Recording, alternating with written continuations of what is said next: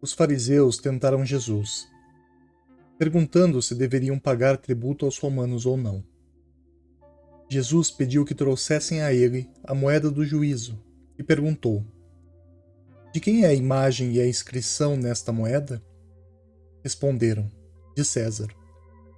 Jesus então proferiu a célebre frase: Pois dai a César o que é de César e a Deus o que é de Deus. A partir dessa passagem, vamos refletir, ressaltando a priori que a questão do tributo pago aos romanos era um ponto delicado e crescia o número de judeus que eram contrários a essa prática. Os romanos impunham seu jugo sobre os judeus e, para eles, o tributo era ainda outra maneira de humilhá-los. No entanto, sabe-se que, embora a maior parte dos recursos fosse enviada a Roma, uma parte significativa ajudava na manutenção das necessidades locais, ajudando não apenas no subsídio das tropas que permaneciam na região, mas também na infraestrutura, como construção de estradas, saneamento, edificações, entre outras coisas. Então o tributo também contribuía, ainda que muito menos do que deveria, com o desenvolvimento da sociedade judaica. Isso indica que o problema maior referente ao assunto era primeiro uma questão de ego e segundo monetária.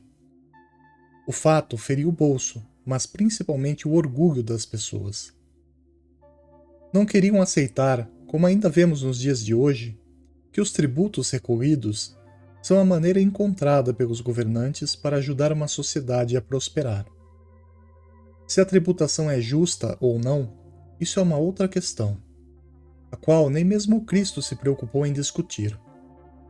A preocupação de Jesus, contudo, era em deixar claro que todos temos nossas obrigações sociais e coletivas, devendo nos adequar a elas da forma mais justa possível. Ou seja, independente se julgamos razoável ou não as taxas impostas pela sociedade, temos que entender que elas fazem parte da necessidade atual, e é nosso dever respeitar as leis a fim de que sejamos respeitados de volta. O grande motivo de indignação e revolta, que podemos ver semelhanças muito significativas também nos dias atuais, é que este retorno, que deveria existir, nem sempre acontece como esperamos. Em outras palavras, parece que estamos sendo roubados ou passados para trás constantemente, desde que se direciona um recurso sim para um fim. Esse fim, no entanto, quase nunca se concretiza. Exemplos atuais. Pagamos impostos absurdos para termos boas estradas, mas temos que pagar pedágio para que isso aconteça de fato. E às vezes, nem isso resolve o problema. Naquela época, era um sentimento parecido, com a diferença de que praticamente não se notava retorno nenhum dos impostos cobrados.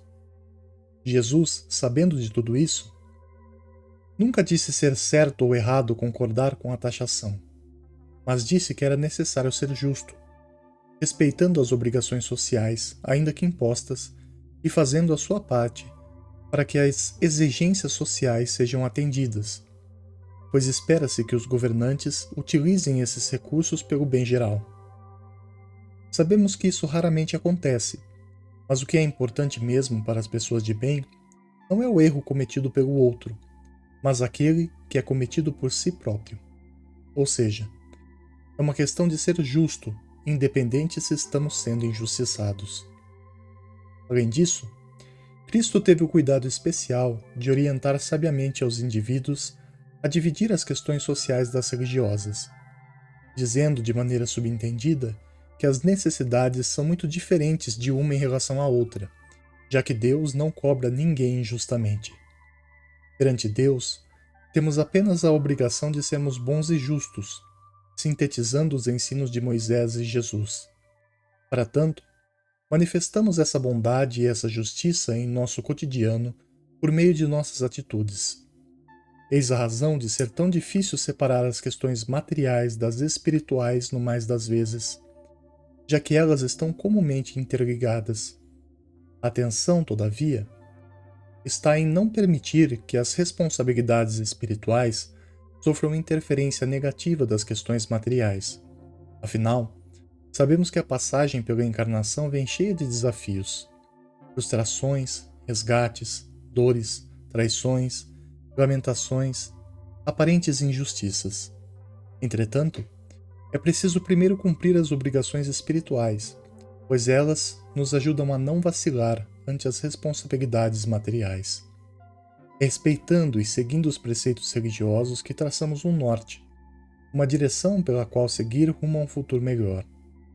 Aqui podemos identificar o perigo de misturar as coisas, pois, voltando à passagem em questão, se os judeus conseguissem transformar a revolta ao tributo social em uma lei religiosa, deturpando-a, comprometeria toda a estrutura daquele povo, podendo culminar em conflitos, guerras ou coisas piores, alienando também a população. Assim, tenho certeza de que Jesus não nos coibiu de lutar pelos nossos direitos, porém, muito ao contrário, disse que é fundamental cumprir nossos deveres para que só depois possamos cobrar os nossos direitos, sem esquecer jamais que a prioridade essencial está em se manter alinhado com os desígnios de Deus. Aliados com Deus, na sua concepção de amor e justiça, nós, por nossa vez, sendo capazes de amarmos e sermos justos também, teremos a alegria de não adquirirmos dívidas para a nossa vida. Refiro-me às dívidas espirituais, as quais são muito mais graves do que as monetárias.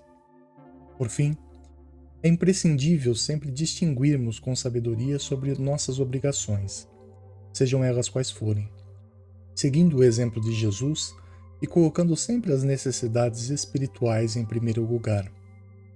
Se buscamos fazer a nossa parte, contribuindo da melhor maneira que pudermos ante as leis materiais, mas principalmente ante as espirituais, de maneira justa e promissora, então estamos no caminho certo. Esforçando-nos para agir desta maneira, Deus certamente nos abençoará, porque é na prática do bem que Ele reside. Paz e luz.